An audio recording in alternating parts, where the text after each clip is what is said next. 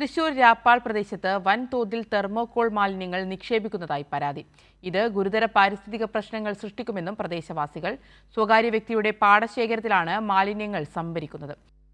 രണ്ടാം വാർഡ് രാപ്പാൾ പള്ളം പ്രദേശത്ത് ഏക്കറുകണക്കിന് സ്ഥലത്തായി തെർമോകോൾ മാലിന്യങ്ങൾ തള്ളിയിരിക്കുകയാണ്. ശീതീകരണ സംവിധാനങ്ങളിൽ ഉപയോഗിക്കുന്ന കനം കൂടിയ തെർമോകോൾ അവശിഷ്ടങ്ങളും മത്സ്യം കയറ്റുമതിക്ക് ഉപയോഗിക്കുന്ന പഴയ തെർമോകോൾ പെട്ടികളുടെ അവശിഷ്ടങ്ങളും പ്ലാസ്റ്റിക് മാലിന്യങ്ങളുമാണ് കുന്നുകൂടി കിടക്കുന്നത്. സ്വകാര്യ വ്യക്തിയുടെ സ്ഥലം പാട്ടത്തിനെടുത്ത് ഇവിടെ ഇക്കോ ടൂറിസം പദ്ധതി ആരംഭിക്കുന്നുവെന്നാണ് പ്രദേശവാസികളെ വിശ്വസിപ്പിച്ചിരിക്കുന്നത്. പദ്ധതി ആരംഭിക്കുന്നതിനായി 450 സ്ക്വയർ ഫീറ്റിൽ ഓഫീസ് കെട്ടിടം ആരംഭിക്കുന്നതിനു വേണ്ടി മാത്രമാണ് പഞ്ചായത്ത് നിന്ന് അനുമതി നൽകിയിട്ടുള്ളത്. ഇതിന്റെ മറവിലാണ് ഇപ്പോൾ വൻതോതിൽ മാലിന്യം സൂക്ഷിക്കുന്നത്.